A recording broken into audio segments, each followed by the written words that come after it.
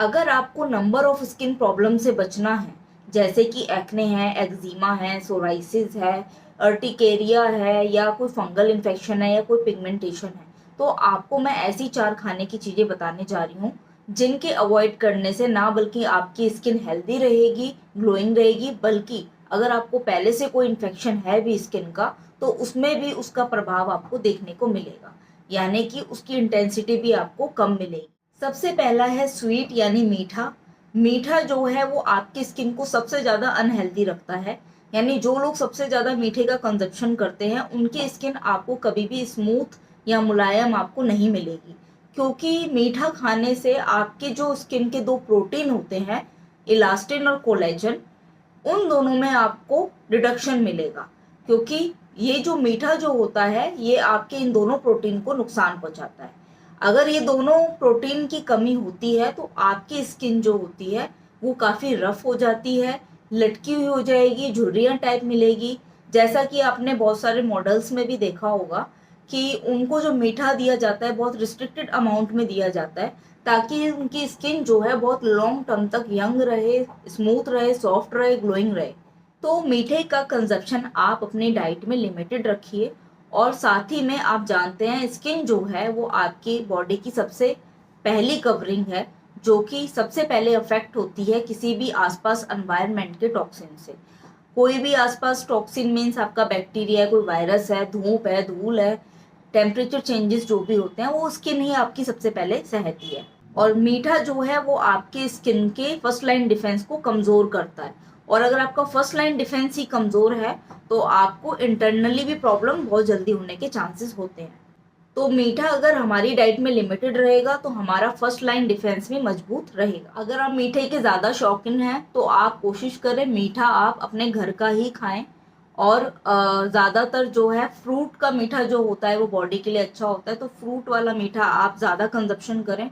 और अगर आपको वैसा मीठा भी खाना है तो आप घर का ही कोशिश करिए, क्योंकि बाहर का मीठा जैसे कि कोई शुगरी ड्रिंक है, पैक्ड जूसेस हैं, पेस्ट्रीज है, केक है, या स्वीट्स हैं, उन सब में आपको प्रिजर्वेटिव्स मिलेंगे ताकि वो चीज़ काफ़ी टाइम तक फ्रेश रहे। तो इसलिए उनमें प्रिजर्वेटिव मिलाए जाते हैं, और वो प्रिजर्वेटिव्स जो होते हैं वो आपके स्किन के लिए भी, आपके ऑर्गन्स के लिए भी बिल्कुल अच्छे नहीं होते हैं।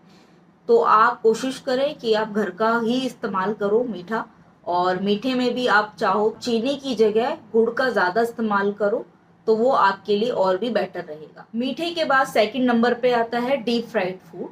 डीप फ्राइड फूड का मतलब है कि आप बहुत सारे ऑयल में किसी चीज़ को तल रहे हो, और जो वो चीज़ है वो ऑयल को बहुत ज़्यादा एब्जॉर्ब कर रही है अपने अंदर। तो अगर वो चीज़ आप अगर लेते हो, खाने में लेते हो, तो आपकी स्किन के सेल्स भी जो होते हैं, जो ग्लैंड्स होते हैं, जो ऑयल प्रोड्यूस करते हैं, उनका प्रोडक्शन ज़्यादा हो जाता है, यानी ऑयल को ज़्यादा बनाना स्टार्ट कर देते हैं। जब ऑयल ज़्यादा बनेगा तो आपके जो स्किन के अंदर के छिद्र जो होते हैं, पोर्स जो होते हैं, वो बंद हो जाते हैं, क्लॉग हो जाते हैं। अगर वो बंद हो जाएंगे तो आपको एक्ने, पिंपल जैसी प्रॉब्लम जो है होना स्टार्ट हो जाएगी, स्किन डल होना स्टार्ट हो जाएगी, ब्लैक हेड्स आ जाएंगे। तो आप डीप फ्राइड फूड को भी जितना हो सके अवॉइड कीजिए। उसकी जगह आप ज़्यादातर अगर आपको खाना ही है तो बेकिंग फूड आप ले सकते हैं, क्योंकि बेकिंग फूड में ऑयल जो होता है वो बहुत कम यूज़ होता है। या स्टीम फूड ले लीजिए, स्टीम में तो ना के बराबर ही ऑयल यूज़ होता है। तो आप को अगर खाना ही है तो आप इन 2 फॉर्म में ले सकते हो डीप फ्राइड फूड की जगह। और साथ ही में आपको अगर पहले से कोई स्किन प्रॉब्लम है भी, एक्जिमा, सोराइसिस जैसी, और अगर आप डीप फ्राइड फूड का ज़्यादा इस्तेमाल कर रहे हैं तो ये स्किन इन्फेक्शन आपको बढ़ते हुए नजर आएंगे। थर्ड नंबर पे है कैफीन और अल्कोहल। कैफीन और अल्कोहल दोनों ही ऐसी चीज हैं जो कि आपके स्किन को डिहाइड्रेट करती है, यानी आपके स्किन का पानी निकालती है, उसमें मॉइस्चर जो है वो रहने नहीं देती है। तो अगर आप कैफीन, जैसे कि आप जानते हैं कॉफ़ी में, आपको चाय में, और बहुत सारी जो शुगरी ड्रिंक्स होती हैं उनमें भी आपको कैफीन मिलेगा। और अल्कोहल तो आप जानते ही हैं, अल्कोहल तो नुकसान करता ही है। तो ये दोनों ही चीज़ें ऐसी हैं, जिन भी चीज़ों में कैफीन ज़्यादा होता है और आप ज़्यादा लेते हैं उनको, तो आपकी स्किन जो होती है वो और ज़्यादा ड्राई हो जाती है डिहाइड्रेट होने की वजह से।